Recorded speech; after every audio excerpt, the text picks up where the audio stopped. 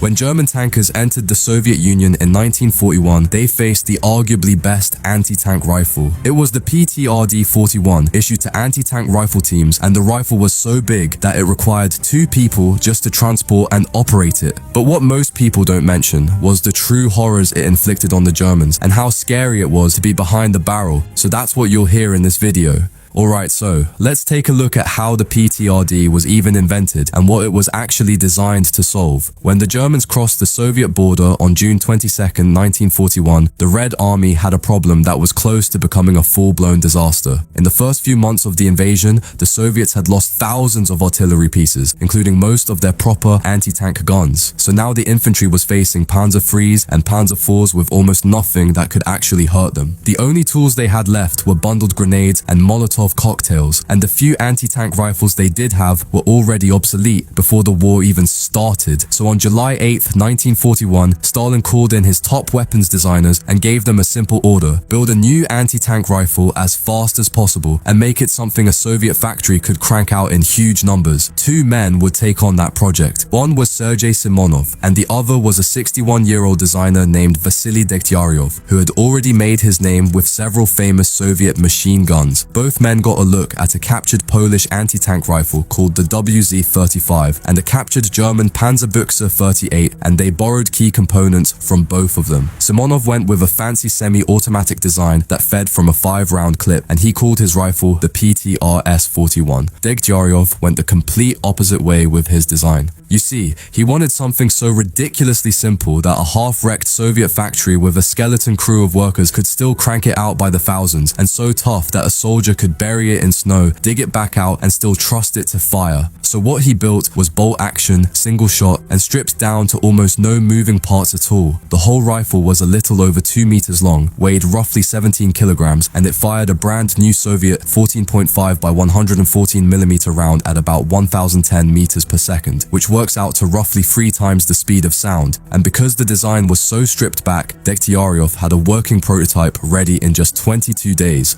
On August 29, 1941, the Soviet State Defense Committee did something you almost never see a country at war do, which was to adopt both rival rifle designs at the exact same time. Mass production of the PTRD began at the Kovrov Arms factory on September the 22nd, and the first rifles were rolling off the line by October. But by that point, the Germans were closing in on Moscow itself, and the PTRD was about to get thrown into the worst crisis the Red Army had faced in the entire war. In late November 1941, German panzers were within sight of the Moscow suburbs, and the situation for the Soviets was hard to describe as anything other than catastrophic. Entire Soviet armies had already been wiped off the map, and roughly 3 million Soviet soldiers had been killed or captured in the first 6 months of fighting alone. So when the very first batch of 300 PTRDs came off the production line, they were sent straight to the one man defending the most dangerous road in the entire country. That was General Konstantin Rokossovsky's 16th Army, dug in along the Volokolamsk Highway northwest of Moscow. The rifles were pushed down to the 316th Rifle Division under General Ivan Panfilov, and the very first unit to fire one in combat was the 1075th Rifle Regiment. On November 16, 1941, a Soviet artillery officer sent up a report that 2 German tanks had been knocked out by anti-tank rifle fire near the villages of Petelino and Shiryaevo, with 4 more going down during the fighting around Lugovoye station. That was the very first blood the rifle ever drew, and the Germans had no idea what they had just encountered. A Panzer III in 1941 only had around 30 millimeters of side armor, and the Panzer II had even less than that, which meant the PTRD could punch clean through either one from about 300 meters out.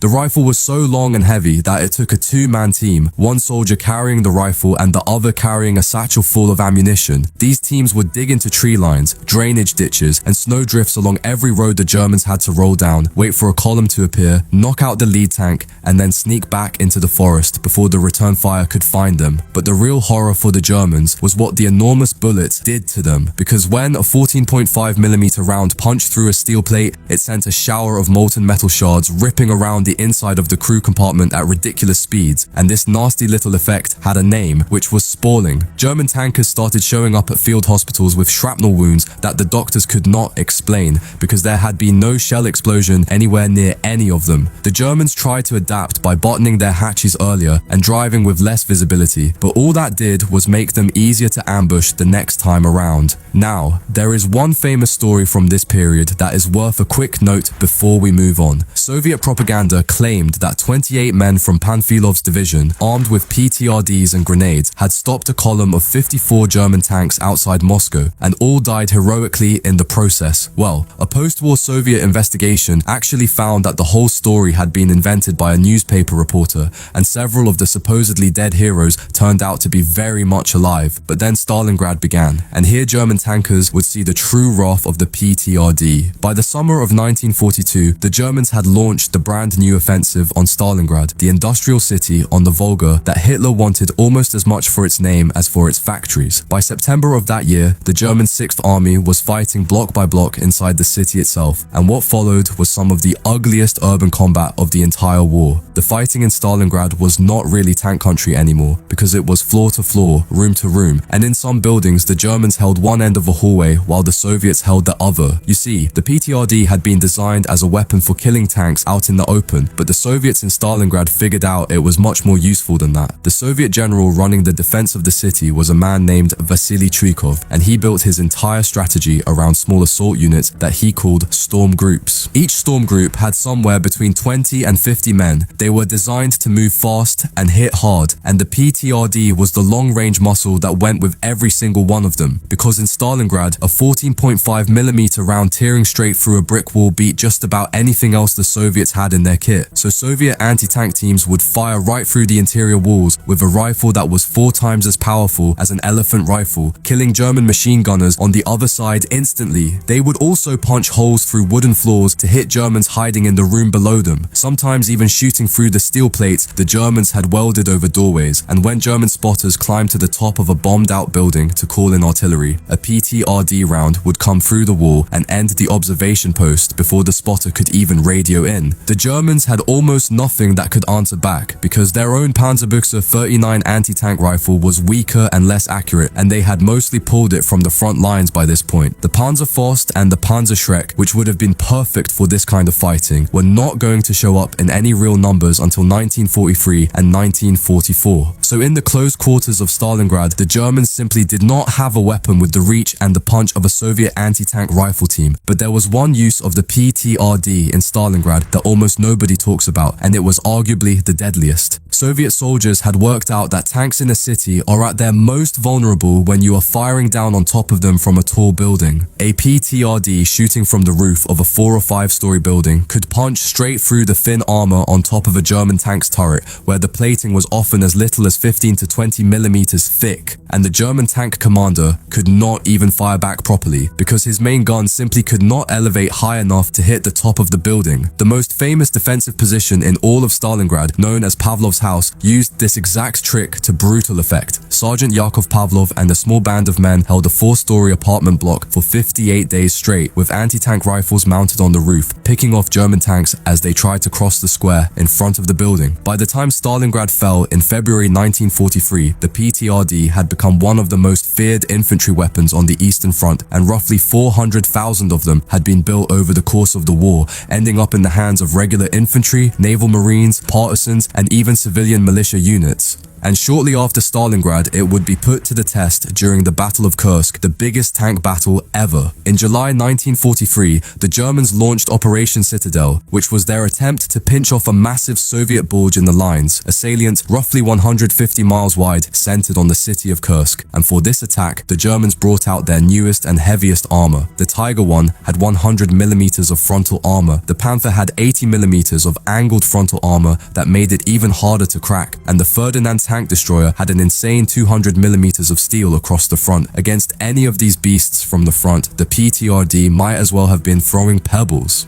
So the Soviets got creative all over again. PTRD teams at Kursk were told flat out not to bother with frontal armor and instead to aim for the weak spots that every tank has, no matter how thick its hull is. They went for the tracks, because a tank with a broken track is just a very expensive pillbox that could only shoot. Soldiers also began aiming for the periscope, effectively disabling the visibility of the enemy tanks. The main focus were lighter German vehicles that the big guns did not have time for, because while the Tiger and the Panther grabbed all the headlines, the bulk of the German assault was still being carried out by older Panzer IIIs, Panzer IVs, Stug assault guns, and armored half-tracks, all of which had side armor that a PTRD round could still handle. At Kursk, the Soviet defense was built in deep layers, with dense belts of minefields dug in T-34 tanks and heavy anti-tank guns stacked one behind another, and the PTRD teams were placed directly into that wall. The PTRD was not the star of Kursk, because that honor went to the T-34 and the new 85mm anti-tank guns that were just started appearing. But it was still there in the hands of Soviet infantry, doing the ugly, unglamorous work of breaking tracks on Panzer IVs, shooting vision blocks off the front of Tigers, and ripping apart half-tracks full of Panzer Grenadiers. However, by the end of 1943, the writing was on the wall for the anti-tank rifle as a weapon, because German armor had simply gotten too thick and too well designed for any shoulder-fired rifle to handle. The 14.5mm round itself was not going anywhere, and that is where the final part of this story gets interesting.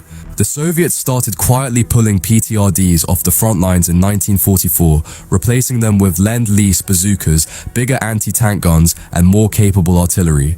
But the 14.5mm round was far too good to just throw in a crate and forget about. You see, while the PTRD was getting outclassed as an anti-tank weapon, a Soviet designer named Semyon Vladimirov had been quietly tinkering at the Kovrov plant on something much bigger. He had been trying to build a full-blown heavy machine gun around that same 14.5mm cartridge, and he took ideas from a 20mm aircraft cannon he had designed earlier and shrunk the whole mechanism down to fit the rifle round. The first working prototype was ready for factory trials in November 1943, and by April 1944, it was being shipped out for field testing in the Siberian military district. And the new weapon did something the PTRD could only dream of doing. It fired that same devastating 14.5mm round at roughly 550 to 600 rounds per minute, instead of one painfully slow bolt action shot at a time. The new gun was officially named the KPV, short for Krupno-Kaliberny Pulemyot Vladimirova, which just translates to Vladimirov's large caliber machine gun. The Second World War actually ended before the KPV ever saw real combat, but the Soviets kept refining it through the late 1940s, and it was formally adopted by the Red Army in 1949. From that point on, it became the backbone of Soviet anti-aircraft and anti-vehicle firepower for decades. It would later be mounted on the BTR-60, the BTR-70, the BTR-80, and the BRD-M2 Scout car, and it was also used in towed anti-aircraft mounts called ZPUs, in single, double, and quadruple-barreled versions that could fill the sky with fire, and the 14.5mm round it fires delivers roughly twice the energy of an American .50 caliber bullet, which means it can still punch through the side armor of most modern light armored vehicles, over 80 years after it was first designed in a panicked Soviet factory in 1941. If you enjoyed the video, please consider liking and subscribing.